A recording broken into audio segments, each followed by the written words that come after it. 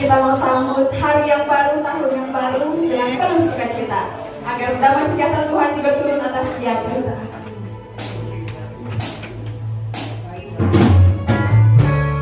Kalau Tuhan sudah sertai kita di tahun 2023, percaya bahwa Tuhan juga akan sertai kita di tahun ini.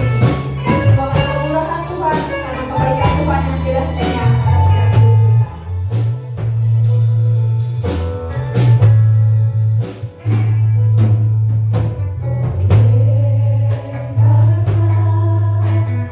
Tuhan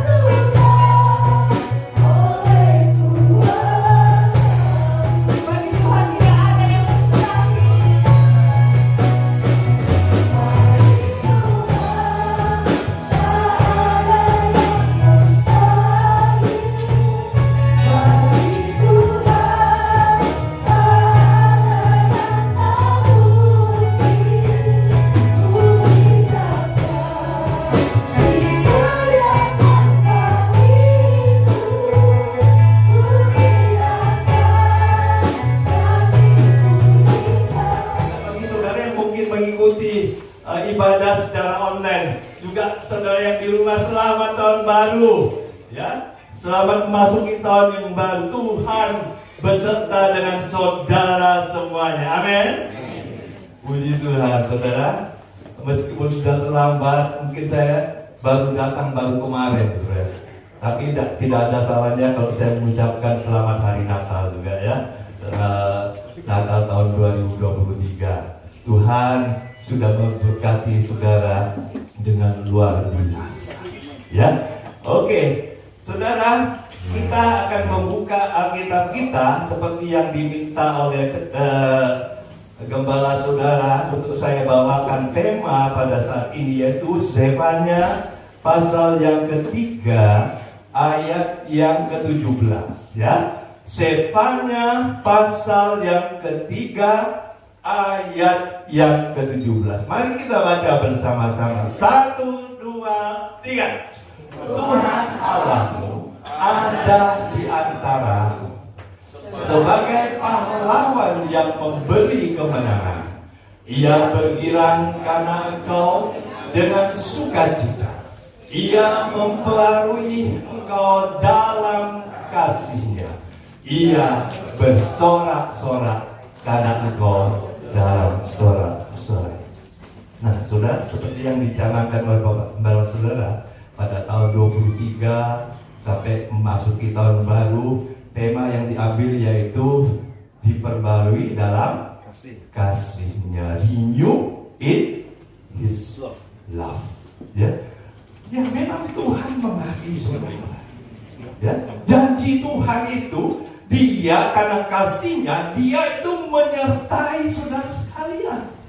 Aku akan menyertai engkau sampai akhir zaman. Itu yang ditulis oleh Matius pasal 28 ayat berapa itu? 20 ya.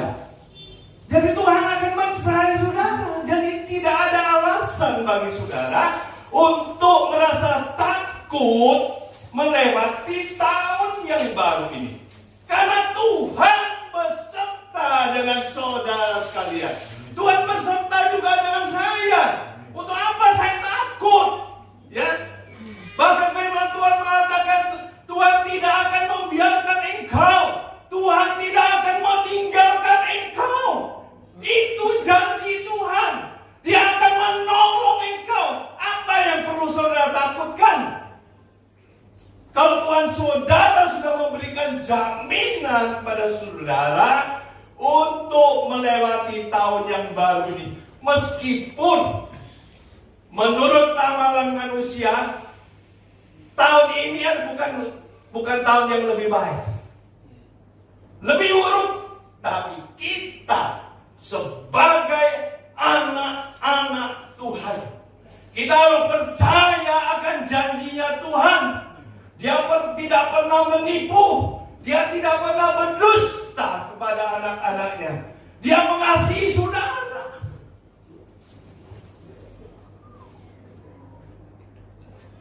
Itulah janji Allah. Sejak awal Allah mengasihi umatnya, mengasihi ciptaannya, saudara. Puji Tuhan. Sebagaimana tema yang diberikan pada saya, Zefania pasal 3 ayat 17 ini. Ini adalah janji daripada Allah kepada umatnya karena kasih-Nya. Kenapa, saudara? Kenapa? Saudara, bangsa Israel ketika keluar dari Mesir yang dipimpin oleh siapa? Musa. Ya, Musa mengatakan, kalau engkau beribadah kepada Tuhan, melakukan firman Tuhan, mendengarkan firman-Nya, maka Tuhan akan melindungi engkau. Tuhan akan menyertai engkau. Tapi sayangnya, saudara, bangsa Israel di sekitar itu banyak bangsa-bangsa yang belum mengenal Tuhan yang esa itu. Sehingga dia terpengaruh. Mereka menyembah Baal-Baal di sekitarnya. Itu yang tidak Tuhan kenani, ya. Sehingga Tuhan menghukum bangsa Israel, umat pilihannya itu. Bahkan dibiarkan untuk dikalahkan, diserang oleh orang-orang di sekitarnya. Bahkan dibuang sampai kemana? Babel. Selama sekian lama bangsa Israel hidup di Babel dalam pembuangan. Tapi ketika umat sadar kembali kepada Tuhan, oh Tuhan kembali memulihkan. Dan ini juga yang terjadi, ya, seperti yang tadi saya katakan dalam kitab Sefanya tadi. Nah, saudara, Sefanya, siapa itu Sefanya? Sefanya itu adalah putra dari buyut Raja Hizkia yang bernubuat selama masa pemerintahan Raja Yosia. Ya, kira-kira tahun 639 sampai 609 sebelum Masehi. Ya, Raja Yosia ini adalah penguasa atau raja di bangsa Israel yang terakhir di Yehuda. Ya, saudara bisa baca dalam Sefanya 1 ayat 1. Kenapa saya bisa tahu itu? Saya baca di Sefanya 1 ayat 1. Ya, nah, saudara, dosa-dosa yang dituduhkan oleh Nabi Sefanya, ya, kepada umat Yerusalem dan bangsa Israel di Yehuda, karena waktu itu bangsa Israel itu terpecah jadi dua, di utara dan selatan. Ya, nah, ini Yehuda, ini kerajaan Israel di selatan. Ya, nah, seperti itu, saudara. Jadi apa yang dituduhkan Sefanya kepada Yerusalem dan Yehuda dalam penguasaan daripada Raja Yosia ini, ya, ini kalau saya lihat di dalam Sefanya pasal yang ke berapa ya? 1 ayat 4 sampai 13, pasal 3 ayat 1 sampai 7. Di situ ada kesalahan-kesalahan dari bangsa Israel yang tidak menyenangkan Tuhan. Mereka sudah menyembah berhala-berhala. Ya, mereka adalah orang-orang yang sebelum Raja Yosia naik itu mereka menyembah berhala, sehingga Tuhan murka dan akan menghukum umatnya bangsa Israel. Padahal bangsa Israel kan umat Tuhan, tidak segan-segan untuk menghukum umatnya. Dan Nabi Sefanya ini bernubuat sebelum pembaharuan dan kebangunan di bawah pemerintahan dari Raja Yosia ini. Pada saat dosa-dosa yang hebat dari para pendahulu Yosia yang jahat masih merajalela di kalangan masyarakat pada waktu itu. Keadaan moral dari bangsa Israel, yaitu Yerusalem dan Yehuda, itu ditegur dengan keras karena dosa yang dilakukan, dan hukuman atas Yerusalem ini akan terjadi. Tuhan katakan, engkau akan dihukum karena engkau sudah melenceng, tidak lagi menyembah aku, menyegahkan ada bakal-bakal. Ya, saudara bisa baca itu di dalam Sefanya 3 ayat 1 sampai 8. Itu yang Tuhan katakan, saudara. Nah, saudara, Tuhan berjanji untuk memberikan janji keselamatan bagi umatnya, yaitu bangsa pilihannya. Saudara bisa baca dalam Sefanya 3 ayat 9 sampai yang ke-20. Saudara bisa baca di rumah itu, ya. Nah, saudara, janji selamat ini datangnya dari Tuhan. Ya, Tuhan akan dikatakan, Tuhan itu akan memperbaharui umatnya di dalam kasih-Nya. Ayat 17 tadi. Itu janji Tuhan. Dia akan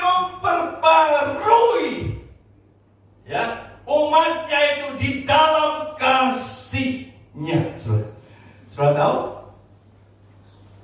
Allah kita itu disebut kasih. Allah yang sangat mengasihi ciptaannya, mengasihi saudara, mengasihi saya, bukan? Betul kan? Di dalam 1 Yohanes 4 ayat yang ke-8 maupun yang ke-16, saudara bisa ditayangkan di situ. Dikatakan di situ Allah itu adalah kasih. Ya, Allah itu adalah kasih. Ya, Dia sangat mengasihi manusia, makhluk ciptaannya. Dari mana saudara tahu? Dari Yohanes 3 ayat 16. Ya, karena begitu besar kasih Allah akan dunia ini sehingga Dia mengaruniakan anaknya yang tunggal, supaya barang siapa yang percaya padanya tidak akan binasa, melainkan beroleh hidup kekal. Dan mengendaki Allah yang Maha Kasih itu agar supaya semua orang itu diselamatkan, tidak ada kecualinya. Maunya Tuhan itu seperti itu. Saudara bisa lihat di dalam 1 Timotius 2 ayat yang keempat. Coba kita akan lihat di sini ya. 1 Timotius pasal yang kedua ayat keempat, yang menghendaki supaya semua yang diselamatkan dan memperoleh pengetahuan akan. Semua tanpa kecuali itu akan diselamatkan. Itulah janji Tuhan kepada kita. Namun saudara, kasih Allah ini harus disertai dengan perbuatan. Betul kan? Jangan janji-janji mengasihi tapi tidak ada buktinya. Nah, didasari atas kasih karunia-Nya kepada kita, yaitu melalui kematian daripada Yesus Kristus, yang adalah anaknya yang tunggal, yang dikasihinya, ya, maka saudara, kita memang benar-benar diselamatkan, ya, tapi harus melalui pengorbanan daripada Yesus Kristus. Yesus rela datang ke dalam dunia, berinkarnasi menjadi manusia. Jadi Yesus itu adalah Allah anak ya. Tapi mempunyai dua natur. Kita kan percaya pada Allah Tritunggal.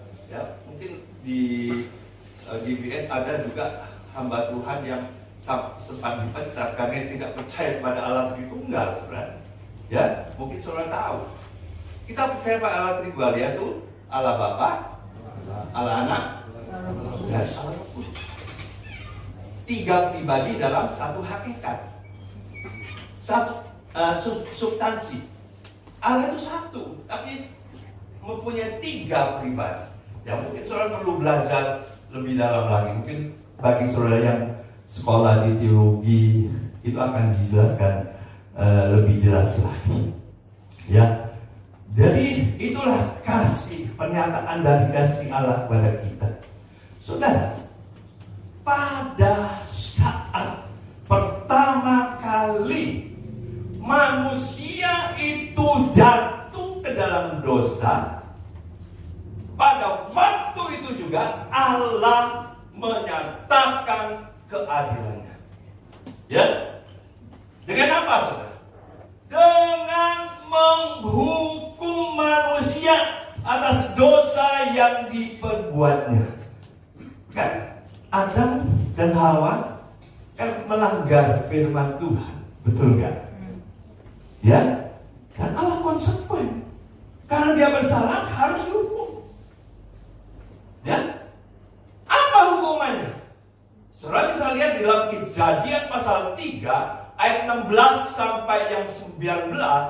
Ya, Kejadian pasal 3 ayat 16 sampai yang 19. Di situ dikatakan, saudara, bahwa engkau akan bekerja, perempuan akan birahi kepada suaminya dan akan beranak, ya, dengan susah payah dan sebagainya. Bahkan bumi dikutuk, ya, mengeluarkan semak duri. Itu hukuman yang diberikan kepada manusia dan dunia karena dosa yang diperbuat oleh manusia. Namun, saya katakan, namun, ya, bersamaan dengan Allah menyatakan keadilannya bagi manusia yang berdosa, Allah juga menyatakan kasih-Nya. Ya, jadi waktu peristiwa itu, saudara, waktu Adam dan Hawa jatuh dalam dosa, di samping Allah menghukum manusia, tapi di saat itu juga Allah menyatakan kasih-Nya kepada manusia. Apa itu, saudara? Nah, saudara yang dikasihi Tuhan, para teolog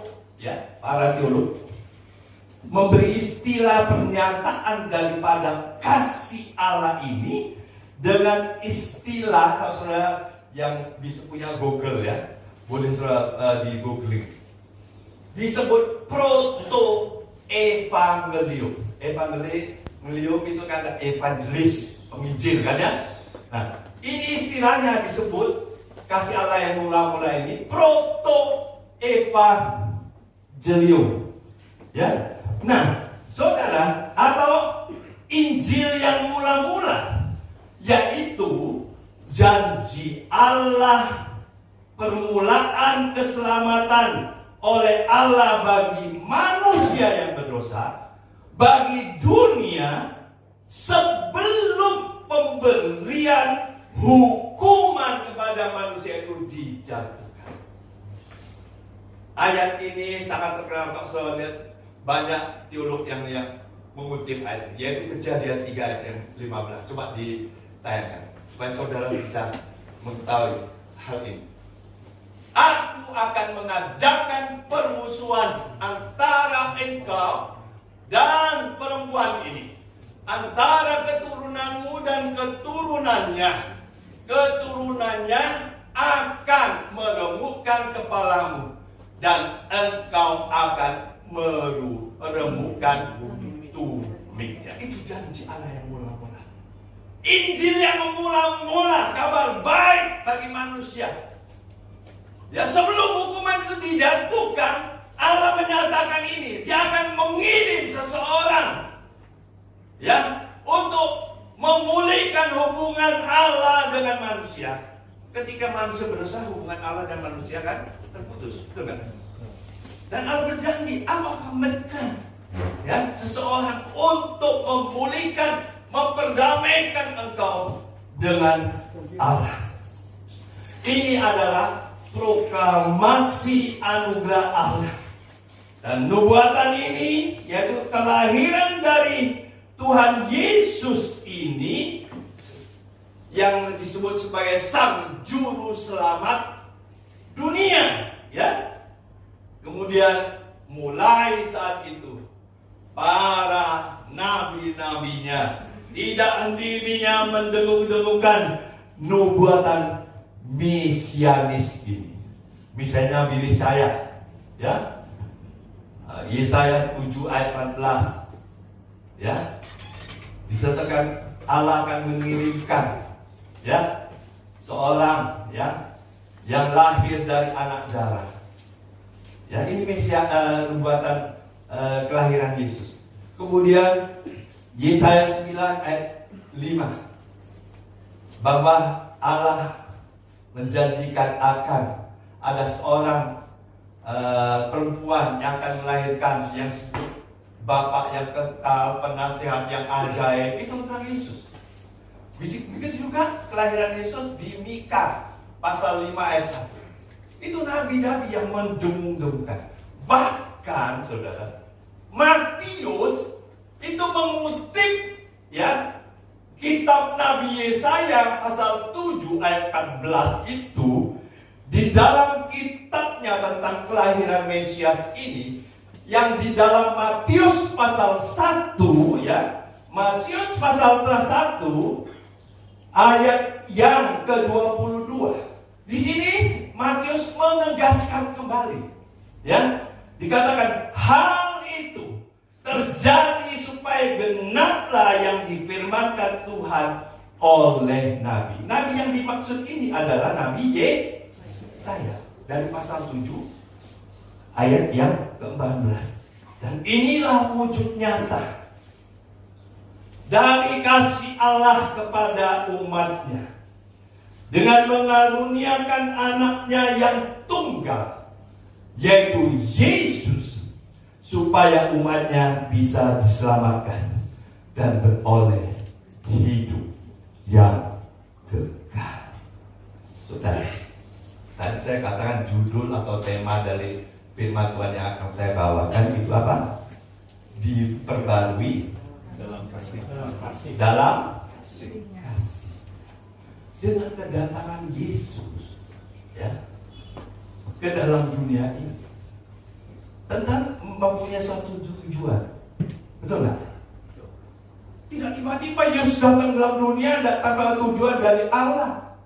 Ada tujuannya, ada maksudnya. Yesus datang ke dalam dunia ini untuk apa?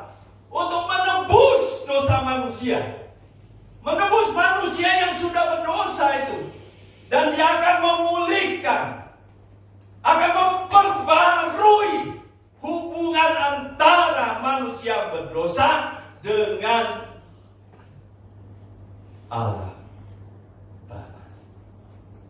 Oh, luar biasa. Jadi, apa sih yang akan diperbarui di sini dalam kasihnya Allah? Yang pertama, saya tidak akan bahas banyak ya. Satu, yaitu hubungan daripada Allah dan manusia berdosa. Dengan apa, saudara? Dengan pengorbanan Yesus di kayu salib, yang rela mati di salib menggantikan kita. Seharusnya kita yang harus digantung di atas kayu salib, saudara. Ya, nah, maka Yesus rela menggantikan kita orang yang berdosa. Maka semua dosa-dosa kita ditebusnya, dan kita diperdamaikan kembali dengan Allah. Hubungan kita dengan Allah dipulihkan. Hubungan dengan Allah kita diperbarui lagi. Ya, puji Tuhan. Inilah janji Allah untuk memberi kita semua, memperbarui kita, umatnya. Oh, haleluya. Jadi hubungan Allah ini dan manusia itu dipulihkan kembali. Ya, sudah pulihkan hubungan daripada manusia dengan Allah lewat kematian daripada Yesus tadi, ya.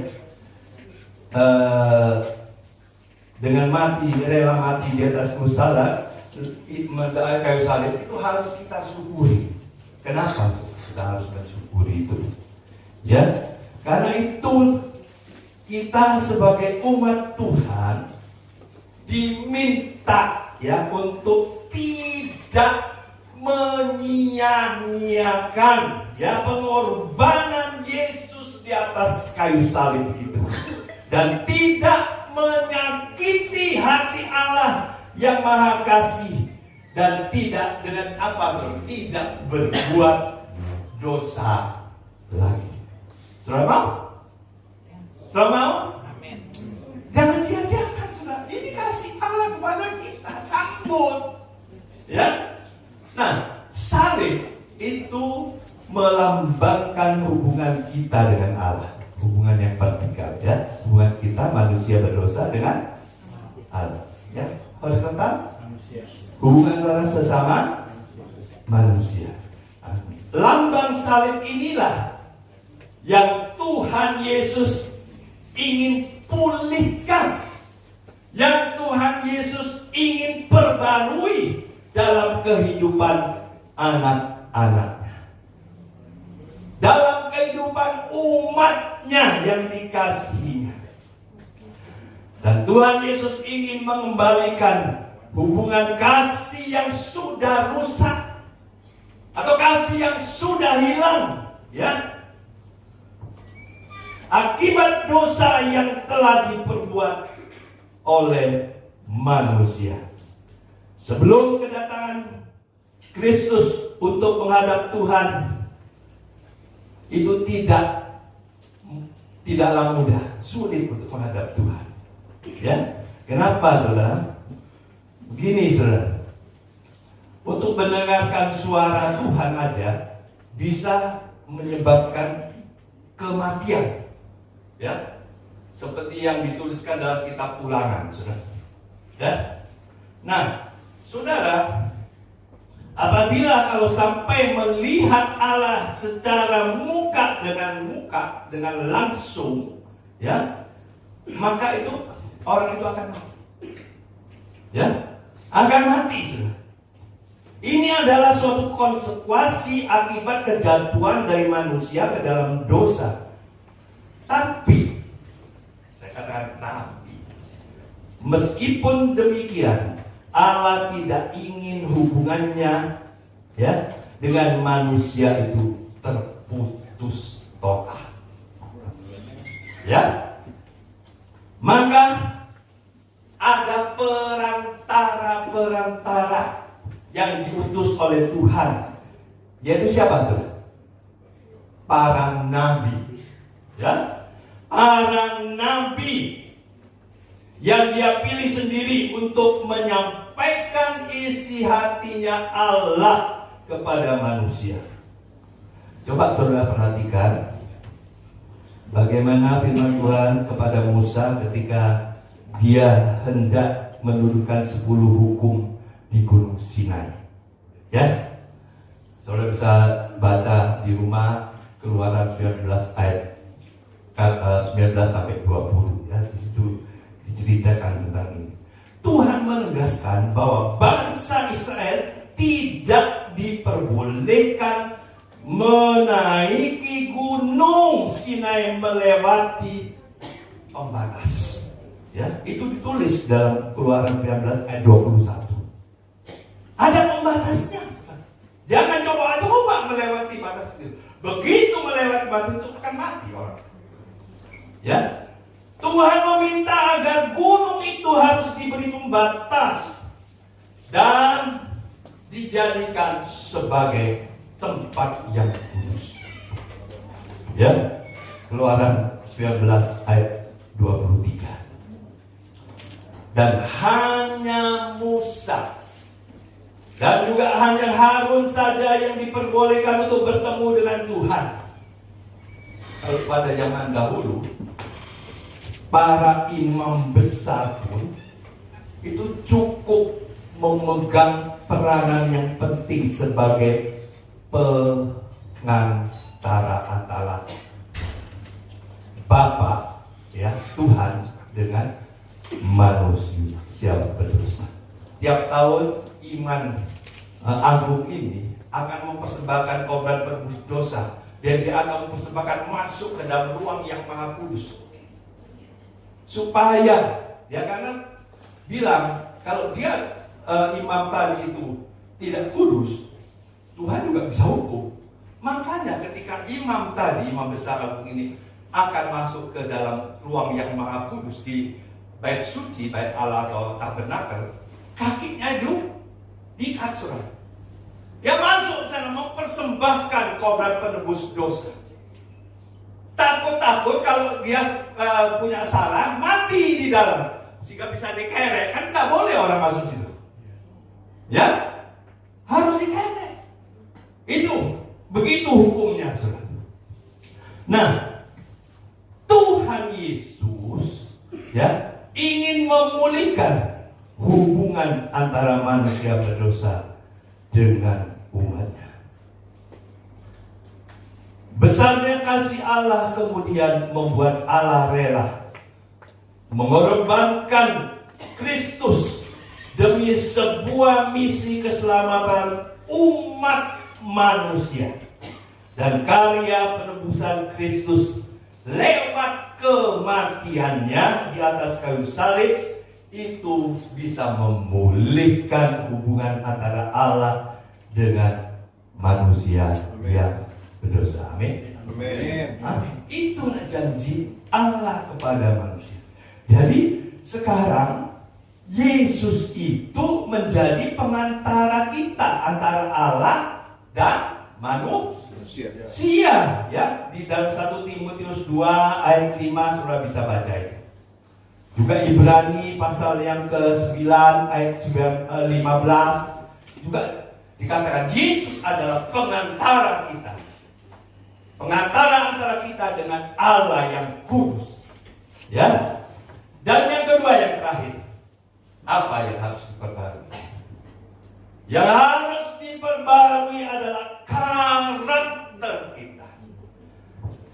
Karena manusia berdosa, dia tidak mengikuti firman Allah, melanggar firman Tuhan, dia menyembah berhala, ya, patung-patung dan sebagainya, sehingga karakternya rusak di hadapan Allah. Karena itu harus dipulihkan. Karena Allah kita adalah Allah yang kudus. Bagaimana Allah yang kudus bisa bercampur dengan manusia yang berdosa? Tidak bisa, harus dikuduskan juga kita. Bagaimana kita bisa dikuduskan? Itu hanya peranan oleh Roh Kudus saja.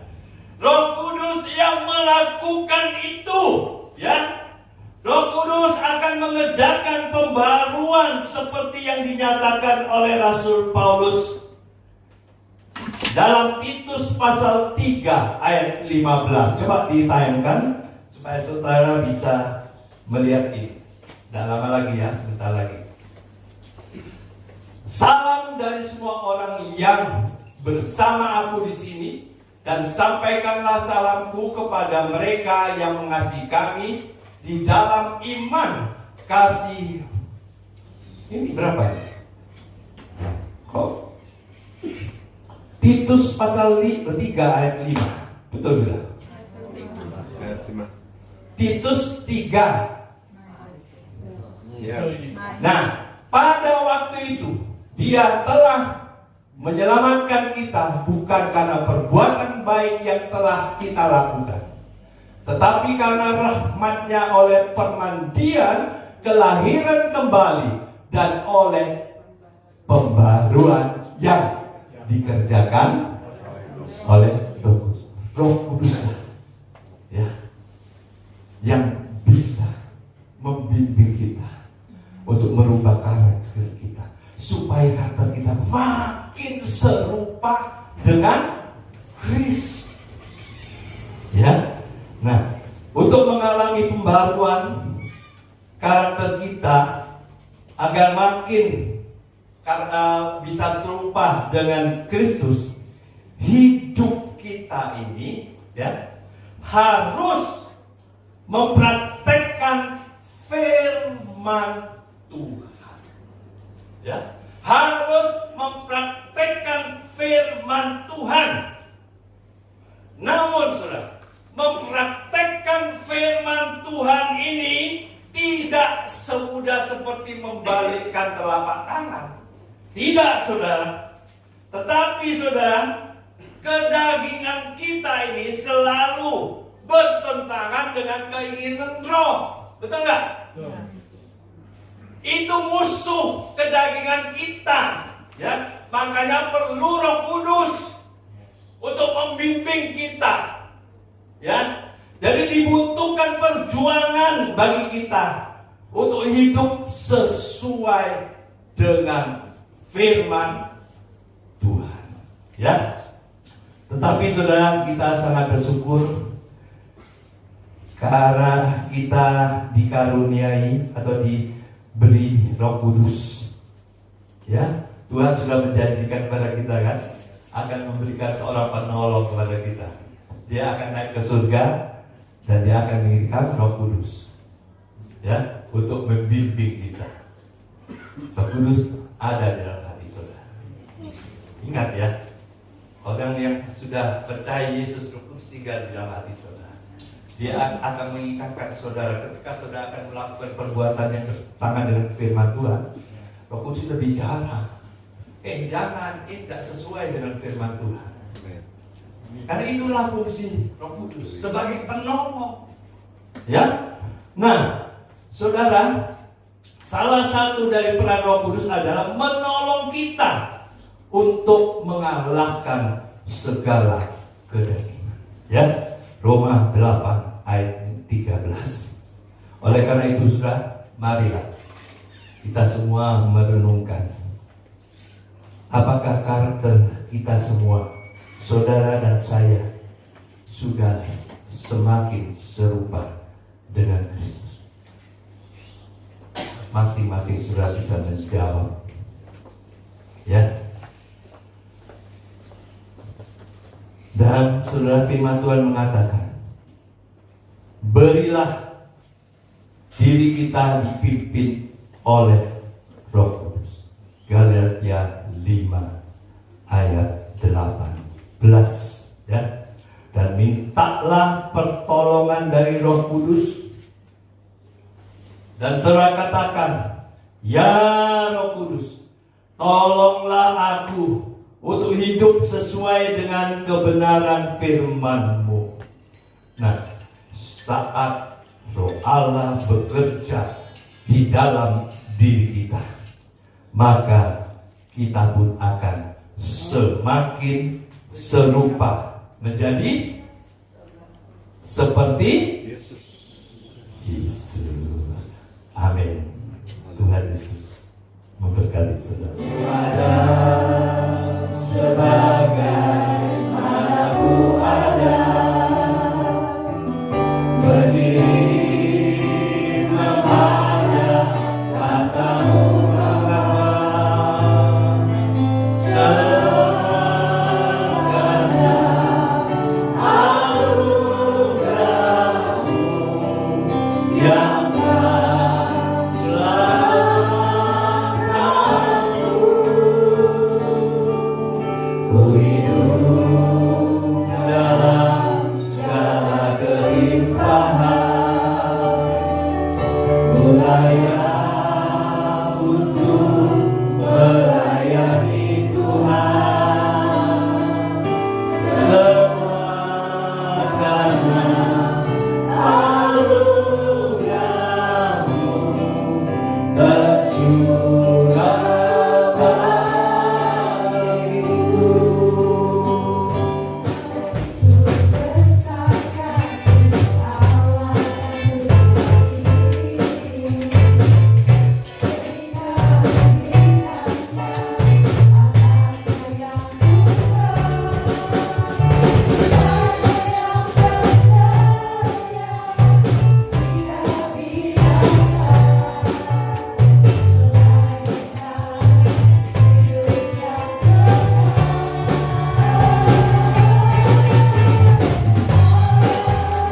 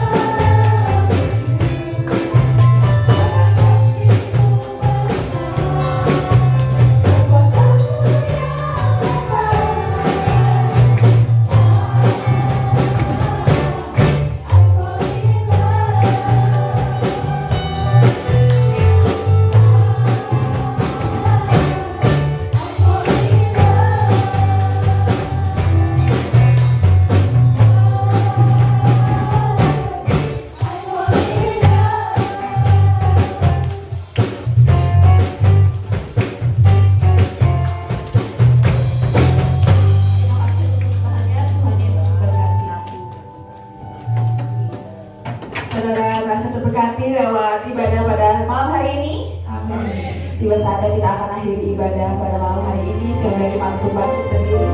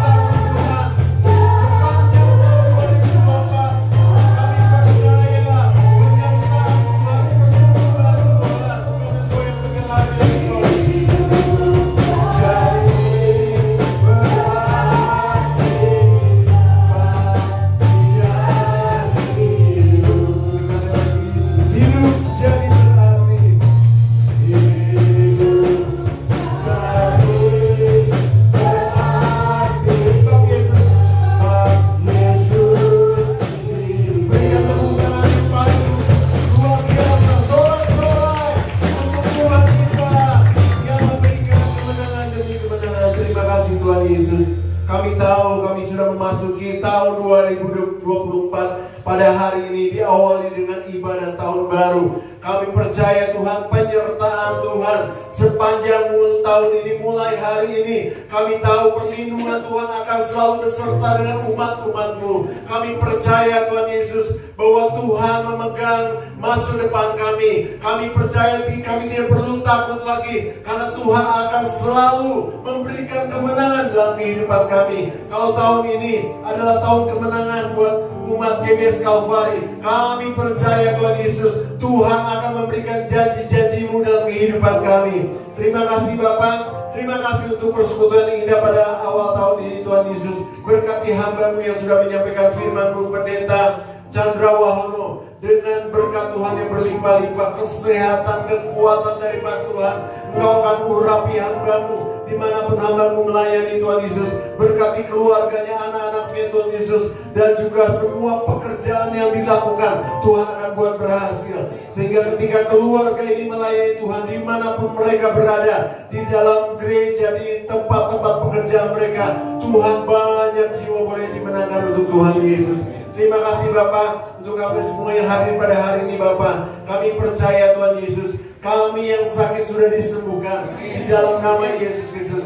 Yang datang dengan semua permasalahan kami percaya Tuhan sudah memberikan solusinya dalam kehidupan kami. Bahkan ketika kami bergumul pada hari ini Bapak, Tuhan sedang memberikan jawaban-jawaban doa dalam kehidupan kami. Semua itu sedang on the way di dalam kehidupan kami, dan kami akan terima menurut waktu Tuhan yang luar biasa. Dan kami boleh melihat kemuliaan demi kemuliaan, kemenangan demi kemenangan akan terjadi dimulai pada hari ini buat setiap orang-orang yang percaya kepada Engkau Tuhan Yesus. Terima kasih Tuhan, terpuji nama-Mu. Kami juga berdoa untuk jemaat Tuhan yang berulang tahun pada hari ini. Kami berdoa untuk Saudari Dewi. Tuhan Yesus, Engkau akan urapi dia, Engkau akan berikan kesehatan, panjang umur, kebahagiaan, kesejahteraan buat Dewi Tuhan Yesus, dan juga keluarganya, sehingga Dewi dan keluarganya senantiasa boleh melihat semua kemurahan dan kebaikan Tuhan terjadi dalam kehidupannya, dan juga akan terus pakai Tuhan Yesus rumahnya untuk dipakai menjadi house of blessing. Bahkan bisa tiap lebih banyak lagi dipakai untuk ibadah, dan nama Tuhan akan dipermuliakan. Banyak jiwa boleh dimenangkan untuk kerajaan Tuhan. Kami juga berdoa untuk yang tidak hadir, itu Bapak Januar Tuhan Yesus, yang juga berulang tahun pada hari ini. Kau akan berkati di dalam semua yang dikerjakan dalam usahanya, dalam keluarganya, dan nama Tuhan dipermuliakan. Dan juga satu lagi, Ibu Liz yang juga tidak hadir pada hari ini, ada di luar kota. Tuhan, Kau akan berkati Ibu Liz di dalam keluarganya dan juga kesehatannya, semakin hari semakin membaik, dan Ibu Liz boleh terus menjadi jemaat Tuhan yang setia di tempat ini, dan dia boleh terus mendapatkan berkat Tuhan. Terima kasih Tuhan untuk semua berkat Tuhan pada hari ini. Saudara, mari kita angkat tangan kita, siap untuk terima berkat Tuhan.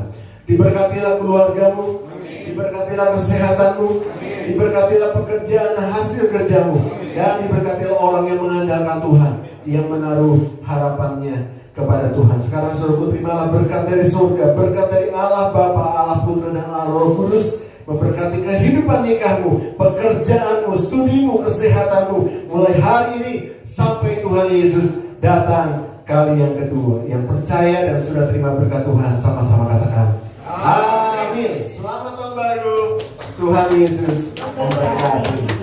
Dan saudaraku, nanti di saudara sambil pulang atau mau makan di sini boleh. Ada konsumsi yang sudah disiapkan oleh panitia. Selamat tahun baru, Tuhan Yesus memberkati.